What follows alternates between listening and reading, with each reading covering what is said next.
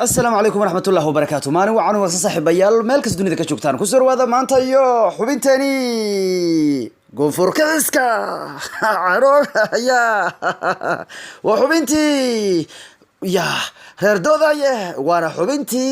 isma barigu labada ciyaartooy aad ugu jeceshiin xubintani isma barigu ciyaartooygu waxaan maanta ku soo qaadan doonaa bariyahan meel iga dhig rag hadda ciyaar marba yaaqay ma baronigu ba inta majiya war baronigu waa horeeyay qay waaw gadaal baan u laabanaya maanta waan ogahay ragiina wax soo dalbadayo ii kaadiya ku furta isku kicinaya qay anigu marba mid baan soo qabanay walaalkaygiiw hay kurkur waa ku bariyahay please waa ku bari walaalka habar xariim wiilkii baan hay kurkur waa ku bariyahay iga dhaaf yaa qaya waan ogahay waxbaad soo qortay waan dareemaya hebel ka soo hadal baatiri waan ogahay waxa waan aqriin laakiin igu kaadi waan soo noqonaya kuwan ma ka tagaya barigan waxaan u laabanaya kuwii hore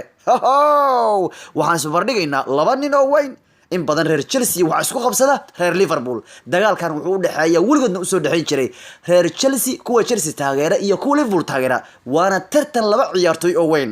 Steven Gerrard iyo Frank Lampard waa laba nin oo England ah way dhalinayaan alla bariyahan dhaxma jir kubadda cagtiya war kuwan qadka dhaxdin ciyaar wax ma tarayaan bariyahan dhaxma haysataan walahi nasiib ma leedin baan maleynaya ciyaartooyga maanta kubadda cagta idin ciyaara kooxina u ciyaara rag khad dhex ma haystaan oo goolasho farfarinaya waqtiga ka Lampard iyo Gerrard waxay ahaayeen laba nin iyagoo khadka dhex ka ciyaaraya gool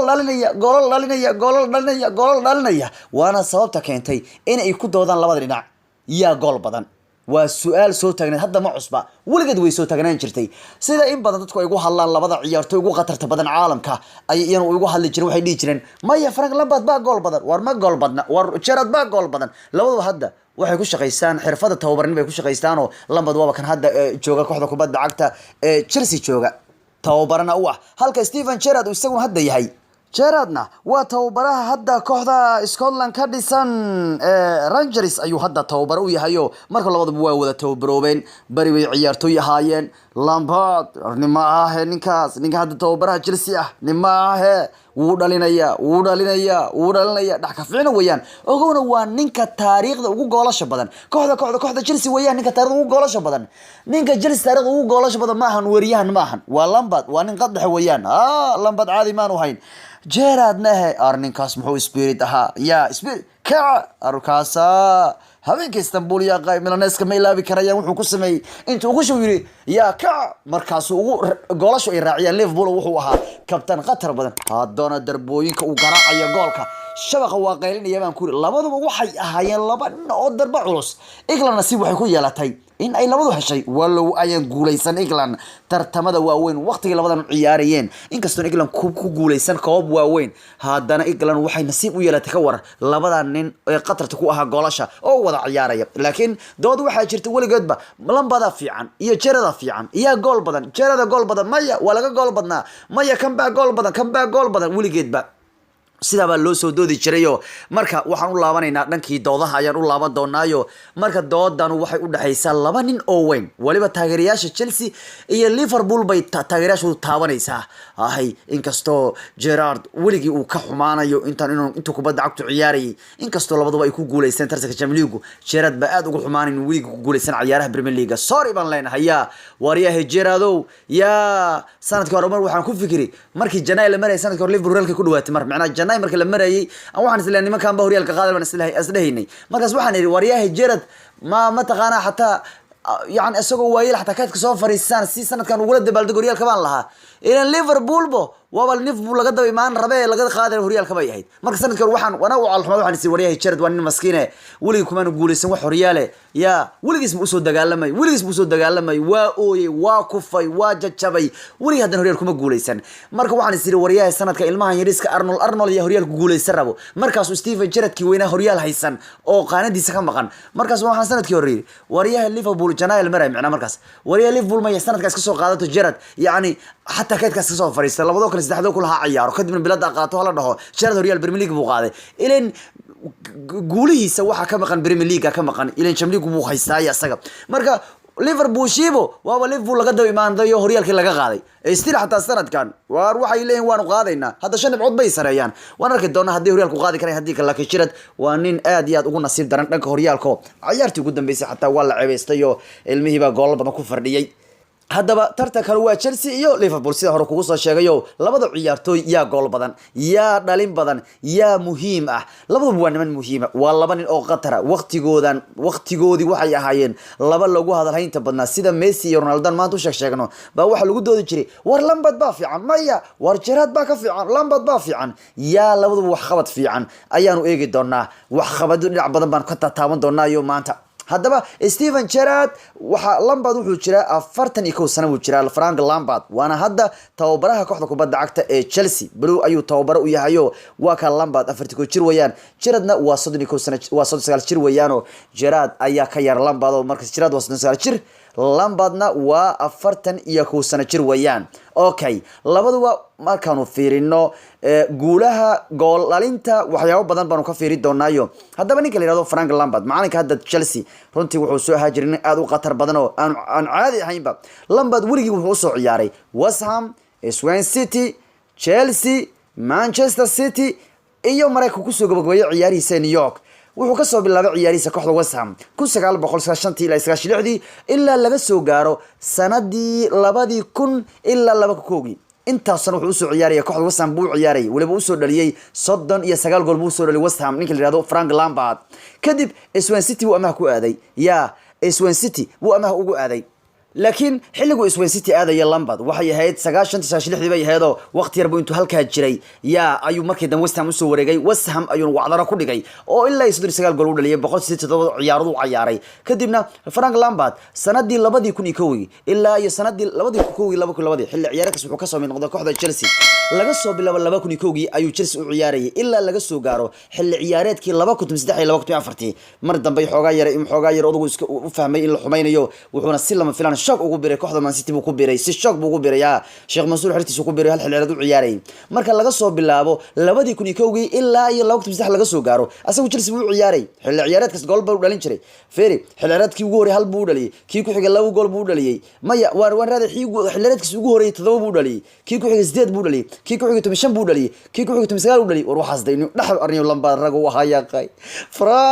Frank rag buu ahaa ka war xilli 15 baa la dhaliyay hal xilli 19 gool buu dhaliyay xilli 20 gool buu dhaliyay xilli 21 gool buu dhaliyay warniku wariyahan ba xilli 20 gool buu dhaliyay xilli 20 gool buu dhaliyay xilli 20 gool buu dhaliyay xilli ciyaareed buu 27 gool dhaliyay waa xilli ciyaareedkii 2009 war Lampard caadi ma ahan yaqay sidii rabtiin Lampard markan ka sheekay ninkan tababara ah war waa ninka taariikhda Chelsea ugu goolash badan weeyaan asoo qadhexe amaar loo helay ninka kanu 27 gool qadhex dhalay maxaa waa caadi ma ahan waa sababta uu yiraahdo ninka